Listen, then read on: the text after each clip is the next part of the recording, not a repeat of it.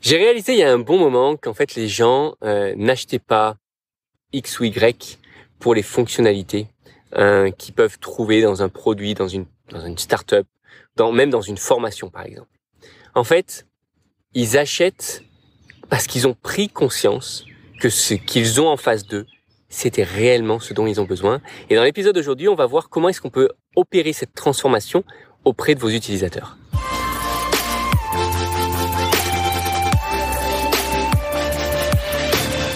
Bonjour à tous. Alors, en fait, la plupart des gens ne sont absolument pas conscients de leurs faiblesses.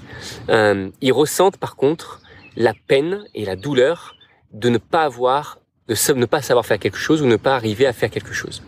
Et ils sont bloqués dans le fait de ne pas connaître la solution. Et si vous présentiez avec la solution en face d'eux, et en fait, ils ne la verraient pas parce qu'ils ne sont même pas forcément au courant qu'une solution existe à leur problème.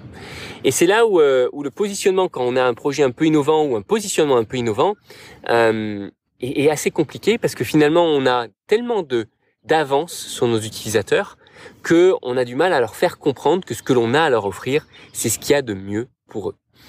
Si je reprends encore une fois le cadre de ma startup, la Marketing Automation Ninja, qui permet de faire du montage, etc. automatiquement, finalement, on s'en fout de ça. Ce que les gens ont besoin, c'est de passer à l'action. Les gens ont besoin de devenir bons à shooter des vidéos, ils ont besoin de devenir bons à shooter des podcasts. Et le seul et unique moyen pour le faire, c'est de shooter quasiment quotidiennement. C'est de créer des contenus en masse et de ne pas se poser 100 000 questions avant de le faire. Parce que si on se pose 100 000 questions, si on va prendre des dizaines d'heures de cours, de prise de parole, etc., malheureusement, on va passer un temps phénoménal dans la théorie et trop peu dans la pratique.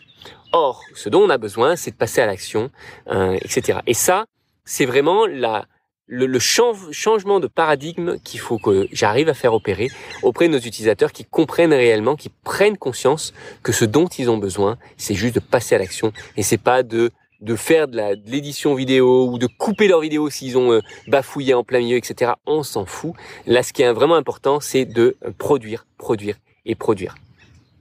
Et pour n'importe quel business, si jamais on est sur Internet et qu'on veut proposer une solution, des fonctionnalités, vous savez, une plateforme SaaS, par exemple, du Airbnb, etc.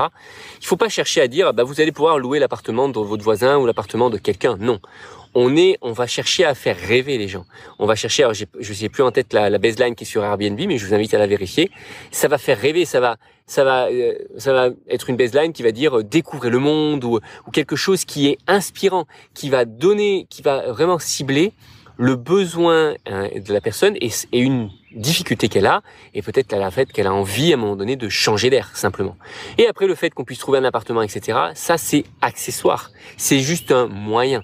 Mais ce qui est important, c'est de faire changer d'avis à l'utilisateur en lui disant, tiens, finalement, c'est ça la solution dont je vais avoir besoin, j'ai besoin de passer à l'action pour ça, et du coup, je vais voir après quelle est la solution qu'ils ont à m'offrir. Et la solution, si on a déjà convaincu d'un point de vue émotionnel, la solution derrière, elle sera naturelle et vous aurez déjà convaincu l'utilisateur, peu importe si vous avez toutes les fonctionnalités ou pas.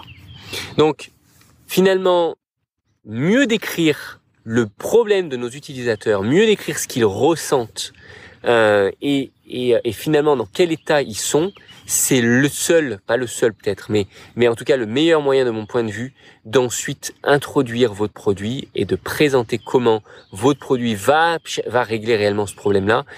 Et le fait de leur expliquer ce problème, c'est ça qui va leur faire prendre conscience que le produit que vous avez à leur présenter sera le bon produit ou la bonne solution pour eux. Voilà, j'espère que ça aide. En tout cas, je vous souhaite une très belle journée et je vous dis à très bientôt pour un prochain épisode comme d'habitude.